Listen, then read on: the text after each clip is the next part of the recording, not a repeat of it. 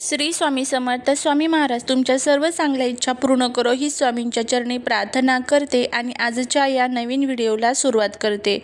चैत्र शुद्ध प्रतिपदा म्हणजेच आपला गुढीपाडवा, हिंदू नववर्षाचा पहिला दिवस. 3.5 मुहूर्तापैकी एक असलेल्या या दिवसाचं महत्त्व काय आहे आणि या दिवशी आपण काय केलं पाहिजे, त्याचबरोबर या दिवशी आपल्याला या झाडाचं एक मूळ जे आहे तर ते आपल्या घरामध्ये घेऊन यायचं आहे. यामुळे आपल्या घरात पैसा येईल, शत्रू संपेल, दारिद्र्य संपेल, घरातील सर्व आपल्या इच्छा पूर्ण होतील. तर असा हा प्रभावी त्याचबरोबर या सणाचे महत्त्व आणि या दिवशी कोणते शुभयोग तयार झालेले आहे, गुढीपाडव्याला कोणते उपाय करावे, अशी संपूर्ण माहिती आज या व्हिडिओमध्ये मी तुमच्यासोबत शेअर करणार आहे. त्यामुळे व्हिडिओ हा स्किप न करता शेवटपर्यंत नक्की पहा. जर तुम्ही या चॅनलवरती नवीन असाल तर चॅनलला सबस्क्राईब करा आणि अशीच माहितीपूर्ण नवनवीन व्हिडिओ पाहण्यासाठी बेल आयकॉनलाही प्रेस करा, म्हणजे जेव्हा कधी मी नवीन व्हिडिओ अपलोड करेल त्याचं नोटिफिकेशन सर्वात अगोदर तुम्हाला भेटेल आणि तुम्ही एक पण व्हिडिओ मिस करणार नाही. त्याचबरोबर कमेंटमध्ये जय माता लक्ष्मी लिहायला अजिबात विसरू नका, जेणेकरून माता लक्ष्मीची तुमच्या कुटुंबावर, मुलांवर अगदी भरभरून अशी कृपा होईल. गुढीपाडवा हा केवळ सण नाही तर तो विजयाचे आणि समृद्धीचे प्रतीक आहे. याच दिवशी प्रभू श्रीराम वनवास संपून अयोध्येत परतले होते. या दिवसापासून वसंत ऋतूची सुरुवात होते, झाडांना नवीन पालवी फुटते. असं मानलं जातं की ब्रह्मदेवाने याच दिवशी सृष्टीची निर्मिती केली. असे अनेक महत्त्व हे आपल्या धर्मग्रंथांमध्ये आपल्याला गुढीपाडव्याच्या संदर्भात बघायला मिळत असतात. या दिवशी नेमकं काय करावं याबद्दलची आपण माहिती जाणून घेणार आहोत. घरासमोर उंच काठीला रेशमी वस्त्र, कडुलिंबाची डहाळी, गाठी आणि तांब्या लावून गुढी उभारावी. या दिवशी कडुलिंबाचं सेवन केलं जातं. सकाळी रिकाम्या पोटी कडुलिंबाची पाने, जिरे, हिंग आणि गूळ यांचं मिश्रण खावे, हे आरोग्यासाठी उत्तम असतं. दारासमोर सुंदर रांगोळी काढून आंब्याच्या पानांचे तोरण लावावे. वर्षाचा पहिला दिवस असल्याने नवीन कामाची सुरुवात किंवा संकल्प करण्यासाठी हा उत्तम मुहूर्त मानला जातो. त्यामुळे या गोष्टी आपल्याला पाळायच्या असतात. त्यानंतर या दिवशी काय करू नये, काही गोष्टी पाळणंही तितकंच महत्त्वाचं असतं. वर्षाच्या पहिल्या दिवशी कोणालाही वाईट बोलू नका किंवा रागवू नका. सूर्योदयापूर्वी उठून स्नान करणे शुभ मानले जाते, त्यामुळे आळस करू नका. शक्यतो सात्विक आहार घ्यावा आणि घरात वादाचे वातावरण टाळावे. 2026 मध्ये गुढीपाडवा हा 19 मार्च वार गुरुवार या दिवशी साजरा केला जाणार आहे. तुम्हाला पडलेला सर्वात महत्त्वाचा प्रश्न म्हणजे तिथी. तर 18 मार्च 2026 सकाळी 8:25 अमावस्येला सुरुवात होणार आहे बुधवारी, आणि 19 मार्च 2026 गुरुवारी सकाळी 6:55 पर्यंत अमावस्या असेल आणि त्यानंतर प्रतिपदा म्हणजेच पाडवा सुरू होणार आहे. गुढीपाडवा 19 मार्च रोजी साजरा करायचा आहे. आपल्या हिंदू धर्मात उदया तिथी म्हणजे सूर्योदयाची वेळी जी तिथी असते तिला महत्त्व दिले जाते. जरी 19 मार्चला पहाटे थोडा वेळ अमावस्या असली तरी त्याच दिवशी सूर्योदयानंतर लगेच प्रतिपदा सुरू होत असल्याने तोच दिवस नववर्षाचा मानला जातो. 19 मार्चला सकाळी 7 नंतर गुढी उभारणे सर्वात शुभ ठरेल, कारण त्यानंतर अमावस्या संपून शुद्ध प्रतिपदा सुरू होणार आहे. अमावस्या संपून नवीन वर्षाची सुरुवात होत असल्याने घाबरण्याचे काहीही कारण नाही. उलट हा संधिकाळ मानला जातो. तरीही शास्त्रानुसार काही गोष्टींचे पालन करणे खूप हिताचे ठरते. अमावस्येचा काळ हा सकाळी 7 पर्यंत असेल आणि तो टाळून त्यानंतर गुढी उभारावी. 19 मार्चला सकाळी 7 ते 10:30 ही वेळ गुढी उभारण्यासाठी अतिशय शुभ मुहूर्त असणार आहे. अमावस्येच्या प्रभावामुळे नकारात्मकता दूर करण्यासाठी सकाळी सूर्योदयापूर्वी सुगंधित उठणे आणि तेल लावून अभ्यंग स्नान आवर्जून करावे. यामुळे शरीरात नवीन ऊर्जा संचारते.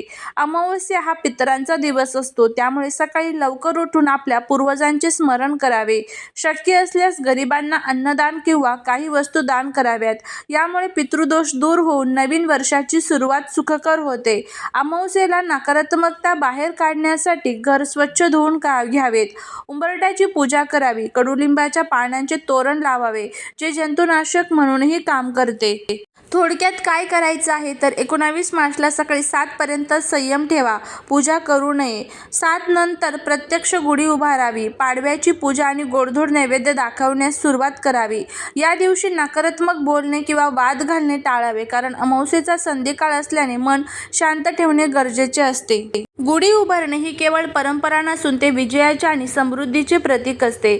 शास्त्राप्रमाणे आणि परंपरेनुसार गुढी कशी उभारावी? एक मध्यम उंचाची बांबूची सरळ काठी घ्यावी. नवीन रेशमी कापड, शक्यतो तांबड्या, पिवळ्या किंवा भगव्या रंगाचे, ज्याला जरीची किनार असेल असे कापड घ्यावे. चांदीचा, तांब्या किंवा पितळेचा लोटा किंवा कलश घ्यावा. कडुलिंबाची डहाळी, आंब्याची पाने, फुलांचा हार आणि साखरेची गाठी घ्यावी. हळदी, कुंकू, अक्षता, गंध, अगरबत्ती आणि गुळ खोबऱ्याचा नैवेद्य घ्यावा. सर्वात आधी बांबूची काठी स्वच्छ धुवून घ्या. तिला खालच्या बाजूला हळदी कुंकू लावा. काठीच्या वरच्या टोकाला रेशमी वस्त्र व्यवस्थित बांधा. वस्त्राच्या वरच्या बाजूला कडुलिंबाची डहाळी, आंब्याची पाने, साखरेची गाठी, हार घट्ट बांधावा. त्यानंतर फुलांचा हार अर्पण करावा. शेवटी काठीच्या टोकावर तांब्या पालथा घालावा. तांब्यावर कुंकवाच्या 5 उभ्या रेषा काढाव्यात. घराच्या प्रवेशद्वारापाशी, गॅलरीत किंवा खिडकीत जिथून गुढी बाहेरून स्पष्ट दिसेल अशी जागा निवडा. ती जागा स्वच्छ करून तिथे रांगोळी काढा. गुढी नेहमी उजव्या बाजूला, घरातून बाहेर पाहताना डाव्या बाजूला आणि बाहेरून घरात येताना उजव्या बाजूला अशी उभारावी. ती किंचित झुकलेली नसावी, एकदम ताठ उभी असावी. गुढी थेट जमिनीवर न ठेवता एका पाटावर किंवा उंच आधारावरती उभी करावी. गुढी उभारल्यानंतर तिला गंध, अक्षता आणि फुले वाहावीत. कडुलिंबाची पाने, चणा डाळ, गूळ, खोबरे याचा प्रसाद दाखवावा. पाडव्याच्या दिवशी श्रीखंड पुरीचा बेत आवर्जून केला जातो आणि प्रार्थना करावी. हे ब्रह्मदेवा, हे विष्णू भगवंता, हे नवीन वर्ष आमच्यासाठी आरोग्यदायी, सुख समृद्धीचे आणि भरभराटीचे जाऊ दे अशी प्रार्थना करावी. गुढी सूर्योदयाच्या वेळी संध्याकाळी उतरावी. संध्याकाळी पुन्हा गुढीला हळदी कुंकू आणि अक्षता वाहून नमस्कार करावा. गुढीवर साखर, गाठी आणि प्रसाद अर्पण करावा. कडुलिंबाची पाने प्रसाद म्हणून खावीत, कारण ती आरोग्यासाठी हितकारक असतात. अशा पद्धतीने आपल्याला हे सर्व नियम गुढीपाडव्याच्या दिवशी पाळायचे आहेत. आपल्याला या दिवशी एक उपाय करायचा आहे, तो म्हणजे घरात आपल्याला या झाडाचं एक मूळ जे आहे तर ते घेऊन यायचं आहे. तर यासाठी तुम्हाला काय करायचं आहे, तर वडाचे जे झाड असते, वडाच्या झाडाची 3 इंचाची थोडीशी मुळी तुम्हाला काढून आणायची आहे. त्यानंतर एक रंगारी हिरडा, जो आपल्याला ज्या ठिकाणी पूजेचं साहित्य असतं त्या ठिकाणी मिळून जाईल, आणि तो रंगारी हिरडा आपल्याला घ्यायचा आहे आणि 3 इंचाची वडाच्या झाडाची मुळी घ्यायची आहे. हे 2 आपल्याला वस्तू घ्यायच्या आहेत. त्यानंतर देवघरासमोर बसायचं आहे. या दोन्ही वस्तू आपल्याला आपल्या हातात ठेवायच्या आहे.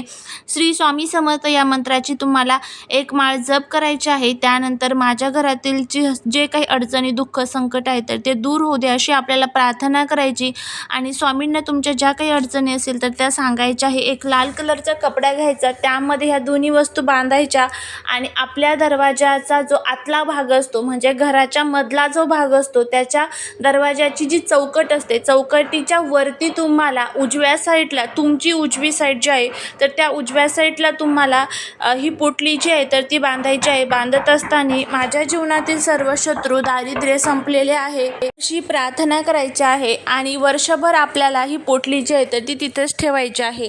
असा हा प्रभावी उपाय करून बघा. यामुळे कोणत्याही ज्या काही वाईट शक्ती असतात त्या आपल्या घरात प्रवेश करत नाही. माता लक्ष्मी आपल्यावरती नेहमी प्रसन्न असते. असा हा प्रभावी उपाय करा, तुम्हाला फायदा होईल. झालेली सेवा ही महाराजांच्या चरणी रुजू करते. व्हिडिओ जर आवडला तर लाईक, शेअर, सबस्क्राईब करा. श्री स्वामी समर्थ.